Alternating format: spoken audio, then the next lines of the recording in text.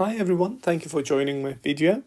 In this video we're going to start studying Einstein's theory of relativity, special theory of relativity. It will probably take more than a video. So let's start with the idea of relative motion, and once we are through with some basics, then we could talk about Einstein's achievement and his genius and what made him so special and so on. Okay, so let's say that we have a platform, and on this platform at point A we have a stationary person, right? And at point B, let's say we have a runner who runs 5 meters per second, and at point C we have a cyclist who's cycling 5 meters per second as well, and we have a car at this point who is traveling at 15 meters per second. And the things will start getting interesting when we have an object that is accelerating. So let's say we have a plane here, and this plane is accelerating, but we don't know the rate at which it accelerates. But the rest, A, B, C, D, are traveling at constant velocity. Not only the speed, but the direction also doesn't change. Now, the question that we want to answer is this: what is the speed of B? B is here. So you might immediately say 5 meters per second, right? Now that would be true. So if you're observing that from A, with respect to A, so we're observing it from A, B is equal to indeed 5 meters per second. But then if you're observing B from C, that means B will equal to 0, because B and C are traveling at the same direction at the same speed, right? And the next thing we might ask is that what is the velocity of B with respect to, let me call car D. With respect to D, that would be minus 10 meters per second, isn't it? Because the car is traveling 50 meters per second, right? And now the crucial question is this: what is the true speed of B? So I'm going to say this: true speed. Okay, so what is the true speed of B?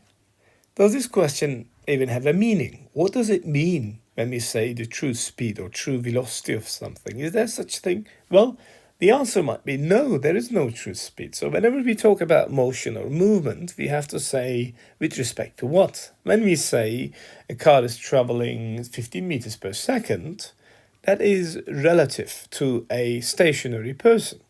So in other words, we might conclude, and when Einstein comes in, this will all get very exciting.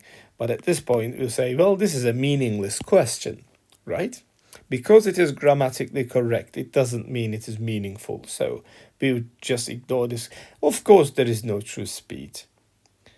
It all depends on the observer, one might say. But now, things start getting exciting when we ask the same question for the plane. So if you look at the plane, what is the acceleration of the plane? Now, what is the acceleration of the plane? Well, the more importantly, does acceleration of the plane vary depending on the observer A, B, C, D? Do you think the acceleration of the plane would change if it was observed by the car D or stationary person A? So now, this is a more profound question. It's a very important question. Why is it a very important question?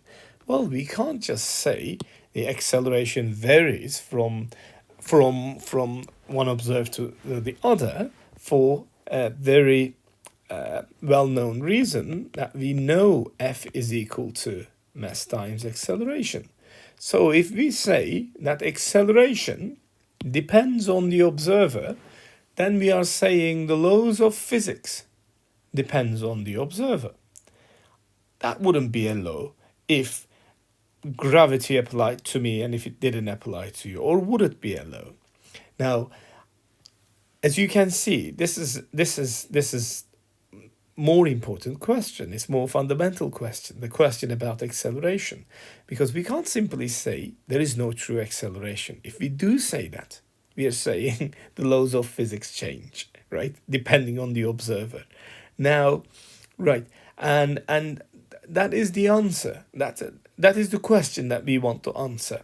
We want to answer this question, and the question is, how do we treat acceleration, and under what condition the acceleration is true independent of any observer? So A, B, C, D, or if there are other observers as well, they will all observe the same acceleration, whatever the reason, whatever their states are.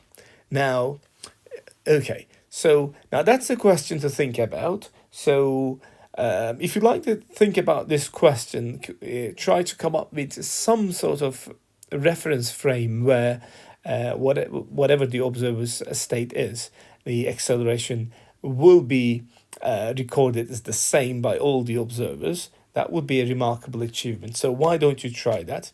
And in the second video, that we could talk about that reference frame in which acceleration, surprisingly, is the same for all the observers. Well, I hope you enjoyed it. I hope you found it interesting, and I look forward to seeing you in the second video of Einstein's theory of relativity, special theory of relativity, pardon me. Thank you.